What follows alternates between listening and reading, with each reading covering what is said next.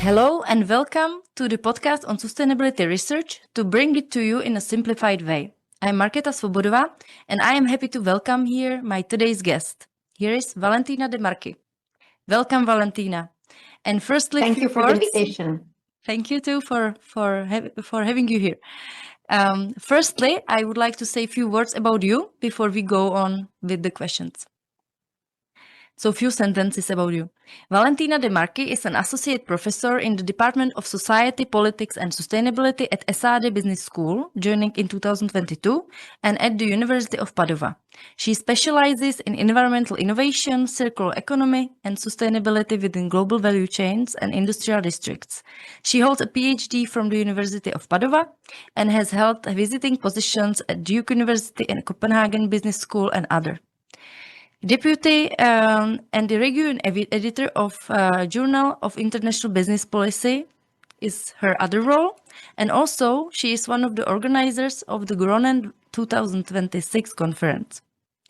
So you have plenty of activities, plenty of roles. So again, thank you for having you here. And the focus of today's podcast will be one of your papers. Its name is Horizontal Governance of Environmental Upgrading, Lessons from the Prosecco and Valpolicella wine value chains in Italy. Since it is connected to environment and wine is a favorite alcoholic drink for many people worldwide, let us focus in this podcast on the essence of your research around those wines, because I think it could be really interesting for many around the world. So can we start with the questions? Sure. Perfect. So if we look at the environmental upgrading, what is it? Can you explain it? And why we should look at successful contested wines like Prosecco and Valpolicella to study it? So environmental upgrading needs to be understood within a broader understanding of current economies, which are organized around global value chains. No product is manufactured and consumed in one single location. Rather, to produce it, different actors are engaged that are located across countries. These configurations of production activities, also called global value chains, which characterize majority of industries, including the wine industry, helps us to understand the developmental opportunities of those industries. Now, in this context, environmental upgrading regards to the set of processes and practices that companies put in place in order to improve their environmental performances. And this is especially focused on companies that are part of these broad value chains. Now, to be true, I should already mention that there are two meanings of this concept. One is what I just described on processes, and the second one, which is even more intriguing, is that on outcomes. So which try to, in a way, identify and classify strategies of companies based on if they truly achieve better performance in terms of biodiversity, for example, or carbon emissions reduction. So a perspective on upgrading that looks at real outcomes on the natural environments, which, however, is not the case for the specific paper that I'm talking about, because we couldn't access data that enable us to do that more detailed, yet more intriguing analysis. Now, you also asked me why the wine industry. Mm-hmm. I think, well, that's an industry many of us are intrigued by. Possibly we know as consumers what we're talking about. However, we might not be aware about the complexity that there is behind the production of a bottle of wine. This point is agri-food industry, which usually are a little bit shorter value chains than, say, electronics. This industry still has important complexities and many lessons to teach also to other industry, which was exactly what we decided to do when we set to study these two specific areas, two specific type of wines too, the Prosecco and the Valpolicella. Perfect, thank you. And please tell us, it focuses on big global buyers pushing for green standards, which you call vertical governance, or it's vertical governance. And why does this study argue that local forces are more important in this Italian wine region? You're really going to one of the key results emerging from the analysis. So, in this setting of the global value chains that I mentioned, yes, firms are connected, but it's true to say that there are some companies that hold much more power than others, that decide what's need to be produced, how, when, at what costs. Those are the so-called global lead firms. Just to make an example on a different industries, take electronics. Apple is a big lead firm, but it doesn't produce anything of what it sells.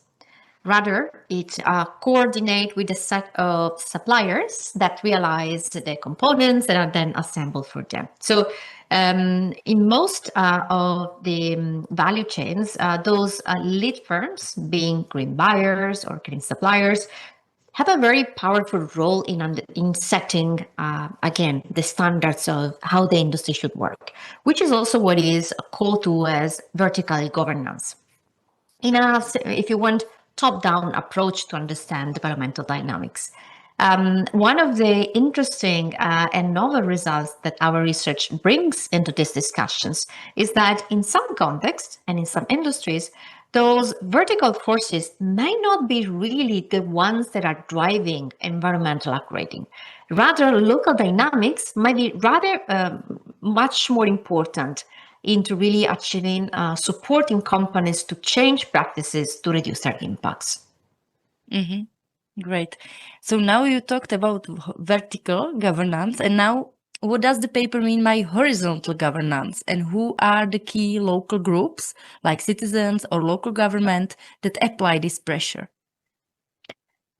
Yes, so basically by studying the very interesting context of the Prosecco and the Valpolicella wine, we realized that, wow, those global lead firms, in this case, supermarkets or states, in, for example, countries such as Sweden, it is the state that is a big buyer, right? That decides the conditions for the wines that has to be imported in the country. So all these big buyers were not really impacting much.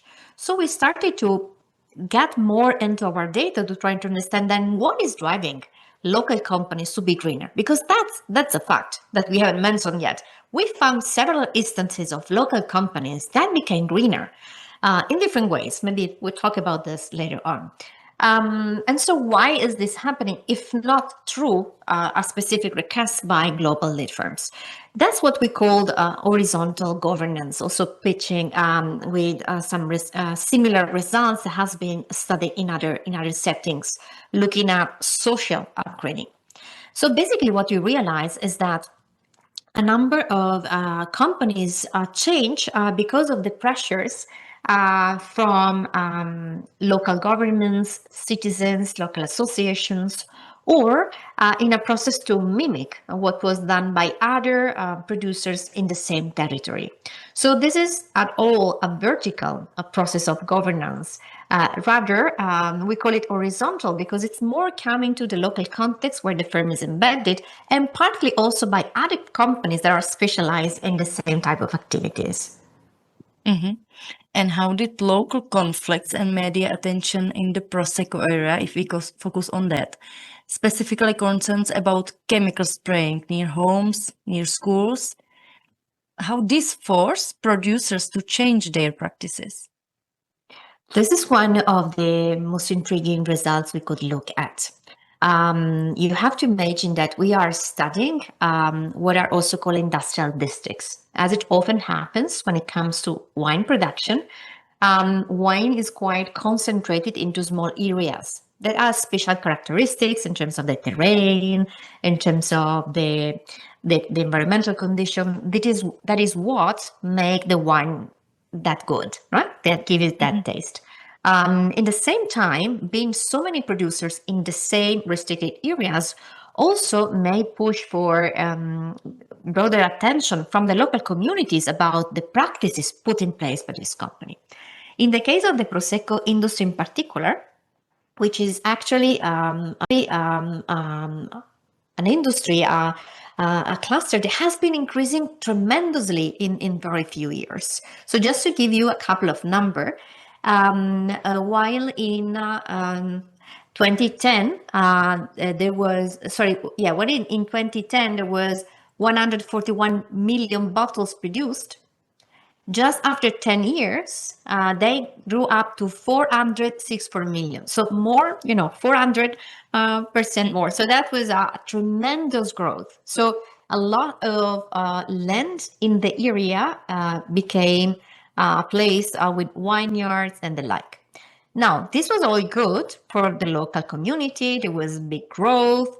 And at the same time, the practices that they put in place to grow the plants were actually also damaging the local population. How so? Well, as it was described into some well-seen local and international medias, some companies, local companies, were, for example, spraying chemicals to ensure maximizing the productions, or were doing other sort of activities that were actually also spilling over to local populations, who started to be worried about what about our kids who go to school in places that are very close to where those plants are produced. What about the water we drink that can be contaminated by the many fertilizers, for example, or pesticides that are used in this production? So this was mounting a lot of local pressures from people that were not buying the bottles. They were not big supermarkets. So they were simply living close by to where productions was taking place. Yet at the same time, we're able to produce such a strong pressure, which truly motivated a number of companies of changing their practices, not only to reduce the say bad practices. Not many companies were doing them. So definitely now there are no companies that are doing, say, bad practices. But at the same time, there was also a push to really go beyond what was required by regulation and really becoming leader in the productions of more sustainable wine, even though very often these changes were not communicated to the customers, to the buyers. But rather were done to respond to local pressures, and so were simply spoken toward the local communities rather than being included into the label that was then printed on the bottle.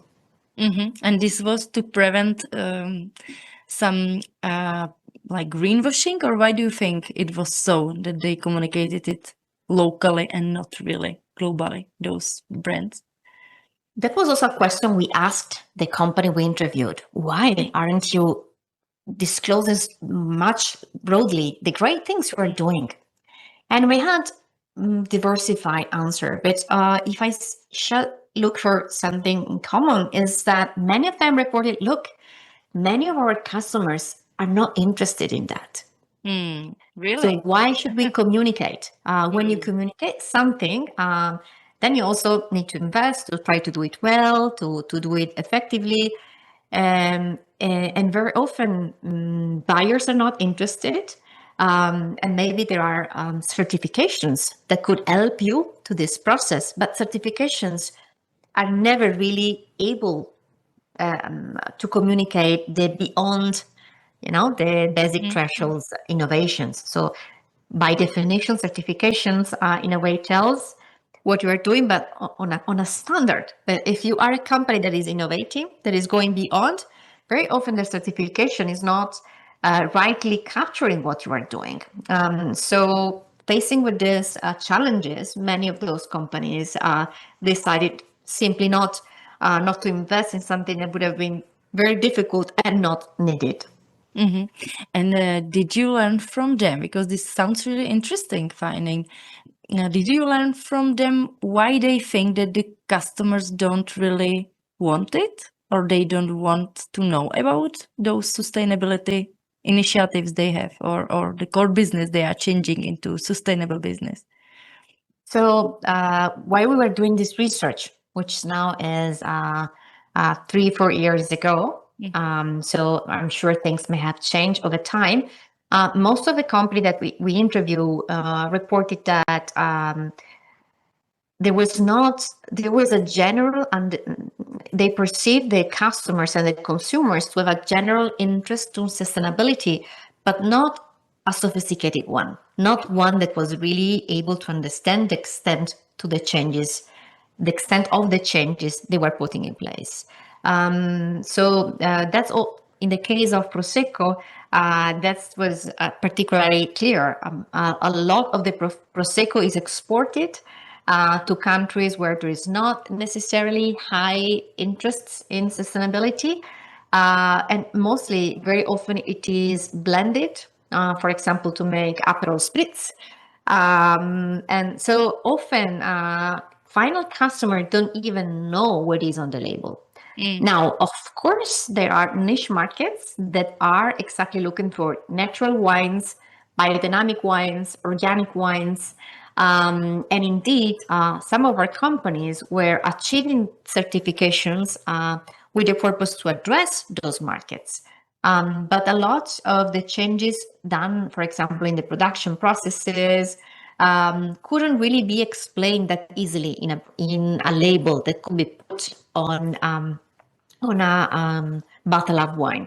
So that's even important to understand. It's not necessarily that the market doesn't want, but for how communications and consumption take place, there might not be the space for them to have the chance to fully grasp the complexity that is behind, which also include local differences.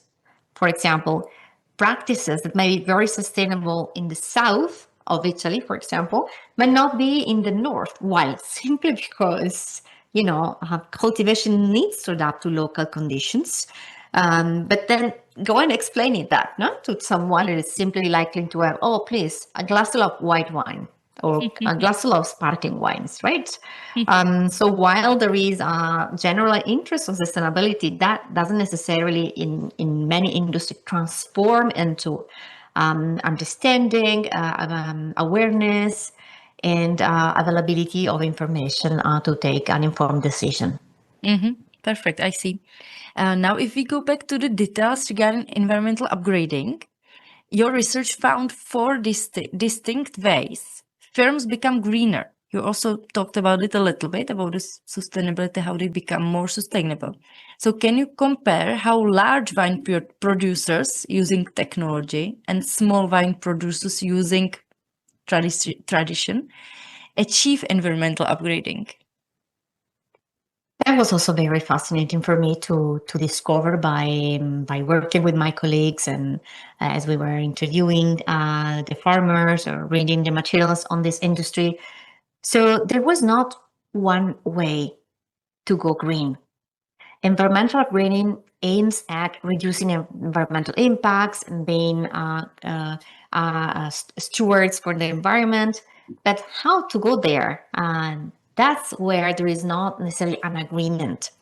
And we actually find four very diverse ways to go green. Well, one is the one that I mentioned, which is connecting with achieving certifications. For some of the producers, that was kind of a tick boxing exercise. Not to say that they didn't investing in any changes, but to say that they just wanted to get to do what was needed just to get the certifications, not necessarily to go much broader. And I should say the certifications, because actually in the wine, like in other industry, there are several different certifications for the same that look at environmental sustainability. Now, what we understood is that this approach to understand sustainability was especially diffused into companies that were larger and that were working with larger global lead firms. So for them, in a way, sustainability was just another logo to be able to put on the bottle, and that's it. The more interesting ways of thinking of sustainability emerge when looking more at,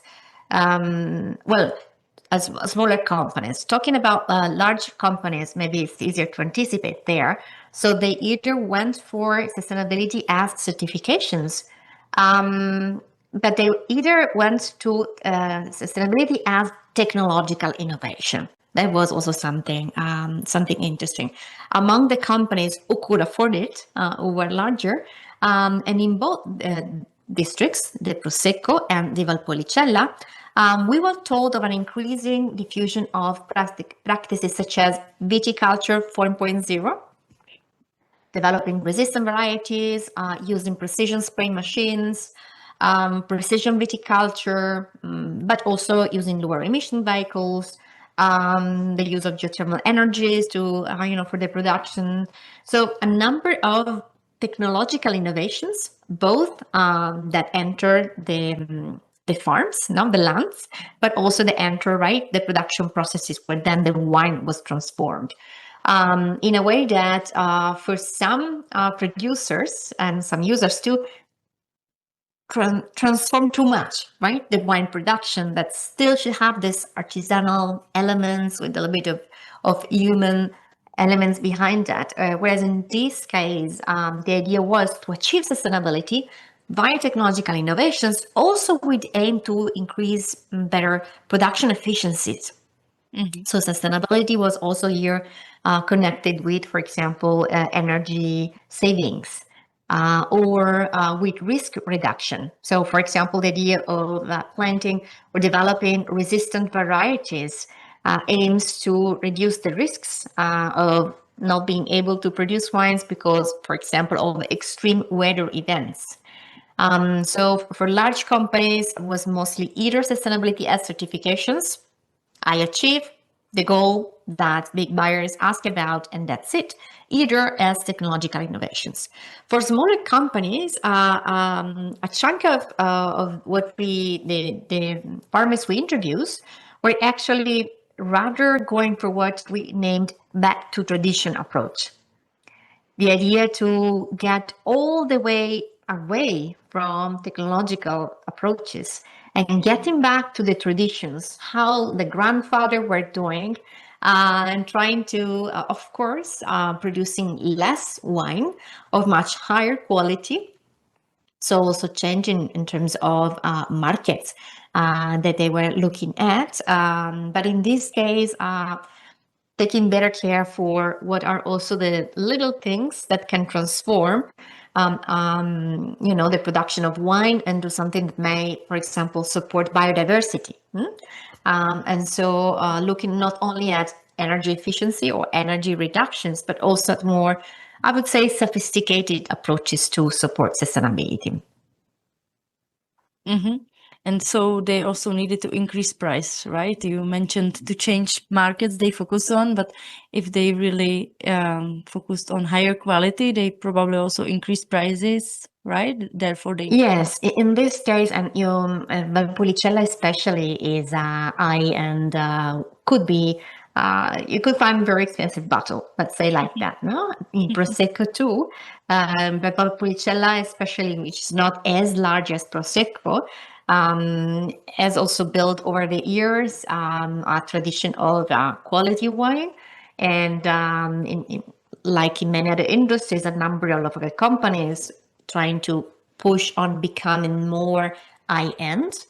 Now, not all of them try to be also sustainable. But within those that try to become sustainable, especially when getting back to traditions, there was also this tendency of seeing sustainability as a dimension of quality. And therefore to work in that directions, meaning also to increase prices and produce less and address different type of clients. Okay, perfect. You mentioned a lot about certifications as possible sign of how sustainability is viewed and done by the companies. And Valpolicella created its own local sustainability certification system, RRR. Why did they feel national protocols were insufficient, and what incentive did they offer farmers to adopt this RRR certification? So the wine industry and the sustainability wine industry is characterized by a number of certifications. Few of them being global, many being national or regional. In the case of the Italian wines, there are a couple of Italian labels developed, for example, by the states, which proved to be quite successful into supporting, into being adopted by local companies. However, as those certifications comes with a set of standards to be achieved, this is a great element to support diffusion of the labels. So everyone knows when I have this bottle of wine, this is what I can expect. And at the same time, it comes with limitation exactly for the same reason. And in both territories we have been with, we found some winemakers who was telling us how difficult it is to match those certifications, to the point that in some cases they asking companies to do behaviors that are not the most environmentally performative ones in that settings. Right? Because in that specific regions, because of the specific climate that is out there, maybe other alternative techniques would be better in terms of, for example, avoiding pesticides. So out of this relationship of love and hate, some of the producers also proposed to develop local and regional certifications. Which of course has the opposite benefits and problems than the more larger national or international certifications that I mentioned before. So this was the idea, this is a broad idea behind why local certification also may be proposed. And we should also be aware that there is always a political dynamics as well, especially when it engage producer of different areas. Where are they producing relative different type of wines? There may be different coalitions who may want to respect different elements or others. So all of those dynamics may be used to understand why in the Valpolicella setting there was this birth of a local certification scheme. Perfect. Thanks for explanation. And now you suggest that change happens best when environmental issues have visibility and proximity. What does that mean for consumers who want to support sustainable wine? Indeed, we suggest that for this horizontal governance to be likely to push companies to change, visibility, proximity, and also public incentives could work importantly. What does issue visibility and proximity means then for consumers if they want to change things? The first important element to learn is that it is possible for consumers to change companies' behavior, especially if you do focus on a local issue and if you join a local community of different actors. In the case of Prosecco, for example, they were NGOs, but simply local citizens that joined this. You support for the diverse environmental issues. In the case of Prosecco, the issues that there was some producer who was using quite a while of pesticides in their production. Well, if you start making issues visible, you can directly contribute then for these issues to be addressed. And this is especially powerful if you focus on something that is proximate to you, meaning that you can go and check and understand what are the real state of things, that you can meet in presence and go in places. So that's not just being part of global issues, but that's also physically taking place, getting into activities that can make this issue visible, because this will definitely impact how companies behave, or even how the public sphere is going to regulate their activities. Perfect. And this is really true for many other areas, not just wine industry, but local food versus, the global transportation of food, which you never can see where it was produced and so on. So it's definitely a broader topic. And then if global buyers aren't the main drivers, What is the single most important lesson from Prosecco and Valpolicella for other global industries trying to become truly sustainable? What would you say? I would say that will give also another message of hope in this sense, no? And the message is you don't need to wait for the global buyer in the industry to be leading a meaningful change, to be ready to pay more for your environmental improvements, to be suggesting what are the better technological trajectories to take in order to achieve effective changes. But such a change can also have a more bottom-up approach and perspective. Of course, if every company just play this as an individual differentiation strategy, there will never be enough scale to really change the industry. But if it is possible, like it is for wines, but also for many other industries that have a very clear, for example, geographical base. So if that's the case, that would be really great for company to aggregate, to organize. Something we haven't mentioned, but it is in the article, is the role played by local industry associations. For good and bad, not everything they did was good, but definitely without local industry associations, nothing of this would have been possible. So it's very important to be aware that, of course, picking up global leaders, global buyers that are interested in sustainability can be helpful. So selecting your commercial partners driven by your own values helps. But sometimes this is not possible. And sometimes even if values are aligned, maybe practices are not, right? So that may not necessarily help. However, that doesn't mean that there is no way that we are powerless because we are small companies. By growing together around some issues on which there is an agreement, possibly an issue that has been made visible by local communities, no, so that there is more strength. Well, that in that case is possible to actually turn the trajectory of development of that industry, of that local territory, or even broader, could also come at a global scale then. Perfect. And I have actually one more question, which could be a good ending with some practical insights regarding one thing which you mentioned a few whiles ago, because you mentioned that extreme weather will come and also wine producers can have some issues with that. Did you learn in your research or just by reading around it, how do they prepare to those extreme weather events, if they already prepare somehow?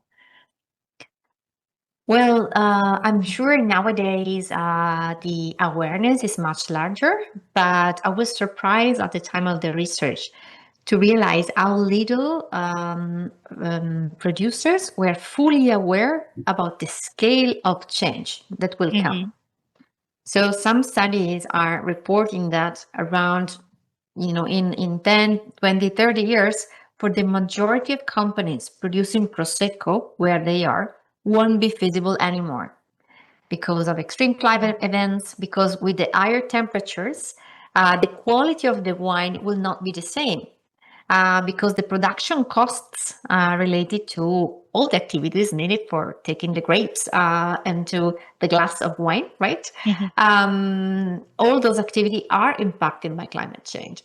And unfortunately, awareness in terms of awareness doesn't necessarily always lead to change. It's not just in the wine industry. What we know about adaptation and mitigation strategies globally is that often definitely exposure to climate change helps to know about the problem, but that doesn't necessarily translate into meaningful actions for change. So I'm not fully up to date about what's going on nowadays in terms of adaptation strategies in those districts.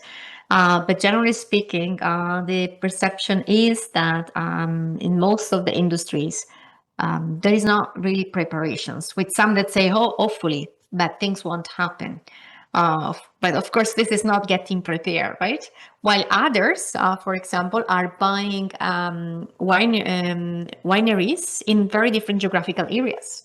With the idea to compensate for the loss in one territory with that of another one, or to blend the wine with that emerging from other areas. Anyway, challenging in this way potentially the possibility to produce wine with a specific label on it. To produce a Valpolicella or a Prosecco, you need to follow specific guidelines, and that includes the fact that wine needs to be produced locally. So definitely, there is a lot there that needs to come and still in the path to really make meaningful change happen. Mm-hmm. And closing the eyes not to see the climate change does not really end the climate change, unfortunately. So yeah, it's not the right strategy, of course. But yeah, it's a role. And in some cases, the strategies that we put in place to, adapt to the change are actually creating worse problem than those they created. In those days, we are seeing the Winter Olympic Games. Winter sports is a clear example of an industry that is doing worse by trying to adapt to climate change, innovating into artificial snow or other approaches that are definitely reacting to climate change, but not going into the directions of addressing the core problems that motivate it. And against the mitigation, actually, against the really, fighting it or trying to help to minimize it or